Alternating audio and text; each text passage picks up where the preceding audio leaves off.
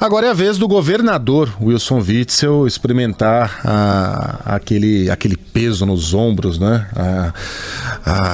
Aquele negócio desagradável agarrado na sua cacunda chamada impeachment. Não é um, não são dois, já são 20, né? Ou 10 os processos, 10 os processos de processo de impeachment. E com uma base sólida, supostamente, na Assembleia Legislativa, para que o processo vá adiante, Sheila. Pois é, ô Andreasa, o Rio de Janeiro está enredado numa trama triste e preocupante, porque a gente já falou aqui de todas as denúncias de corrupção, das investigações em torno da construção dos hospitais de campanha, a gente já falou do afastamento do secretário estadual de saúde, e aí... Eis que o presidente da Assembleia Legislativa do Rio de Janeiro, ontem ou antes de ontem, também falou sobre o governador Wilson Witzel. Vamos ouvir, Andreasa, o que disse ele? Bom dia para você, antes de mais nada, viu? Bom dia. Vamos ouvir aqui o que disse o presidente da Assembleia Legislativa, a gente tem um trechinho. O governo fez um movimento de quinta até o dia de ontem de tentar nos enfraquecer aqui no Legislativo, jogou toda a estrutura do governo em oferecimento de secretarias, todo tipo de secretarias, só não ouvir a Secretaria de Desenvolvimento e o próprio governo. A gente não vai agir com fígado e a gente sabe da responsabilidade, o parlamento precisa ter essa tranquilidade. Os comentários que se faziam lá no Palácio, que deputado é igual jujuba, qualquer esquina você pode comprar. E aí, Andreasa, eu falei, está enredado numa trama, de onde se sai e como? Sheila, bom dia novamente, bom dia a todos. Contextualizar o estado de coisas que nos trouxe até aqui, né? O governo do estado do Rio de Janeiro e o governador, ele próprio, assim como a primeira-dama do estado, lembrando o que eu sempre digo, nós estamos aqui no Rio de Janeiro, infelizmente, submetidos há não sei quantos anos a um grande governo Sérgio Cabral, é um governo Sérgio Cabral permanente, não importa quem seja o governador. Os secretários, os subsecretários, as empresas prestadoras de serviços são sempre as mesmas, a impressão de que o esquema é o mesmo. Então nós temos o governador do Rio de Janeiro acossado contra a parede, desesperado em busca de reação pelo que a gente pode chamar de 3 operações. Resumindo, as 3 operações policiais, cada uma a seu modo, havidas aqui no Rio de Janeiro. A primeira, Mercadores do Caos, depois a Operação Favorito e, por último, a Operação Placebo, aquela que chegou mesmo ao governador, que fez busca e apreensão, que cumpriu ordem de busca e apreensão dentro do Palácio, que foi o escritório de advocacia da primeira-dama. Vejam, o escritório da advocacia da primeira-dama, escritório da advocacia da primeira-dama, quantas vezes já ouvimos isso na história do Rio de Janeiro? Muda a primeira-dama, os escritórios de advocacia, para muita gente usados como fachada, para os investigadores usados como fachada para manutenção de esquemas ilícitos. Então, como resposta, o governador, por exemplo, ontem, o governador Witzel, afastou a IABAS, a organização social responsável pelos hospitais de campanha, da construção e da gestão dessas estruturas. Eram 7 hospitais prometidos, apenas o do Maracanã entregue, mesmo assim, muito a meia boca, desaparelhado, mas de fato entregue e operando. Outros 6, no entanto, não entregues, eram para ter sido entregues até o final do mês de abril, nós já estamos em junho, e nada dos hospitais de campanha, dos 6 hospitais de campanha. A decisão do governador passou, portanto, a administração desses hospitais de campanha que não existem para a Fundação Estadual de Saúde. Para ter uma noção de ordem de grandeza, para o enfrentamento da Covid-19, o estado do Rio de Janeiro, um estado quebrado, né, sob regime de recuperação fiscal, disponibilizou R$1 bilhão, dos quais inacreditáveis 836 milhões contratados com essa IABAS, que não entregou a sua parte. 836 milhões dos quais uma parte boa, significativa, foi posta na frente. Vejam o ambiente que cerca o governador. Nesse mesmo ínterim, o Tribunal de Contas do Estado rejeitou por unanimidade as contas do governador de 2019. É uma situação de desespero do governador Wilson Witzel, já entrando no campo da política. É possível dizer que, do ponto de vista da gestão, de um programa positivo, de ações para o interesse do cidadão fluminense, o governo Wilson Witzel acabou.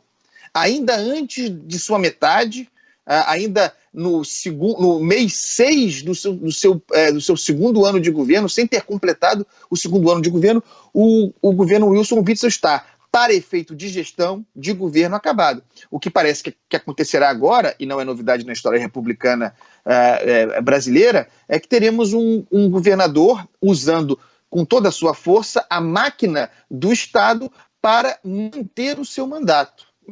Isso é que se desenha e é a isso que terá reagido o presidente da Alerj, André Siciliano. Lembrando que, para barrar a instauração de processos de impeachment, o governo precisa de 36 votos, metade mais um da Assembleia. E tem feito, pessoal, tudo quanto pode e sendo rejeitado. Isso é muito importante. A tentativa de constituir para si uma maioria defensiva, pelo menos até aqui, tem sido mal sucedida pelo governador Witzel. Ele chegou a oferecer, aliás, Rodolfo Schneider, nosso parceiro, meu colega aqui de bancada ancoragem do Band News Rio, falou muito sobre isso, ofereceu, nem Sérgio Cabral fez isso, nem Pezão fez isso, ofereceu a Polícia Civil, a Secretaria de Polícia Civil para um político, para um deputado estadual, que sim, policial civil, mas que hoje é um agente político. Vejam a gravidade do desespero e vejam em que desespero, portanto,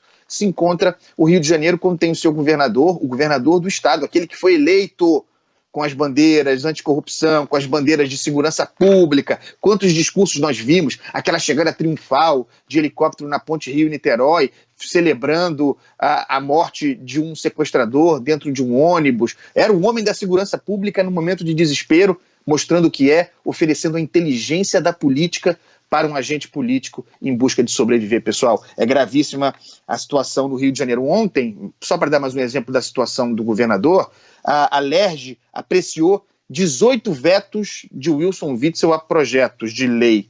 A Alerj derrubou 17 desses 18 vetos, para se ver como isolado está, e sem conseguir reconstituir uma base, mesmo botando a máquina em campo, como isolado está o governador Witzel e como isolado está desesperadamente o cidadão do estado do Rio de Janeiro, pessoal.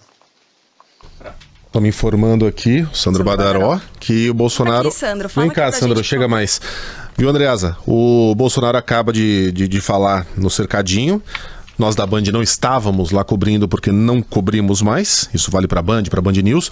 Mas temos a informação de que ele teria dito não. Disse o quê, Sandro? Nossa reportagem em Brasília, que ele não vai falar com o Witzel porque vocês sabem onde brevemente ele vai estar.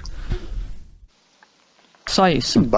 Simples. Não é o papel do presidente da República fazer esse tipo de projeção, gerando todas as especulações sobre o controle de informações que ele teria. Não é apropriado, mas nessa altura do campeonato serve. O que é apropriado, Witzel, né?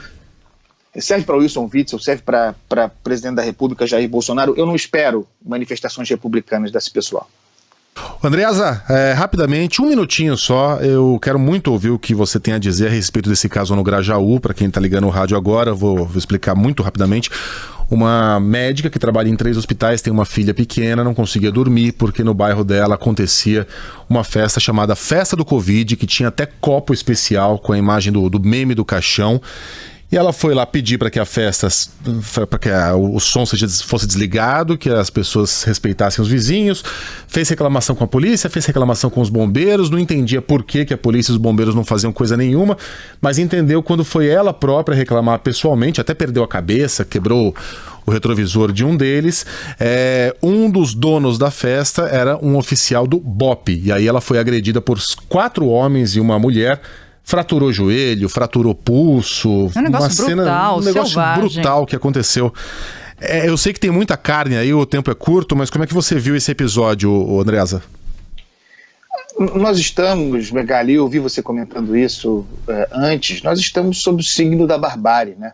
A gente precisa compreender as coisas a partir da mentalidade autoritária que nos governa. E eu não estou falando de Jair Bolsonaro, não. Governa também Jair Bolsonaro, sendo ele a expressão maior, talvez, dessa febre violenta, dessa febre autoritária. Os comandos, nós nos acostumamos a reagir violentamente. Vejam o nível de linguagem em que isso se dá. O desespero de uma cidadã agindo erradamente, quebrando o retrovisor do carro e encontrando contra si um agente do Estado, um policial que é policial sempre, né, se impondo ao cidadão na força bruta, batendo numa mulher, uma das coisas mais degradantes, mais uma cena degradante no Brasil, especificamente no Rio de Janeiro, mas eu quero voltar aqui ao conceito.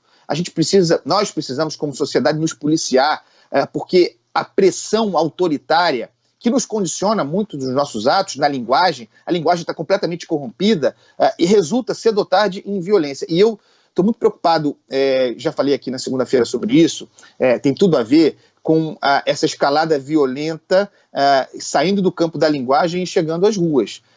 Eu tenho quase certeza, não é uma previsão, por favor, eu tenho quase certeza que nós veremos grupos de pressão, não importa quem está defendendo a democracia, é uma discussão que vai muito longe, todo mundo se diz defensor da democracia, nós veremos pancadaria nas ruas em breve no Brasil.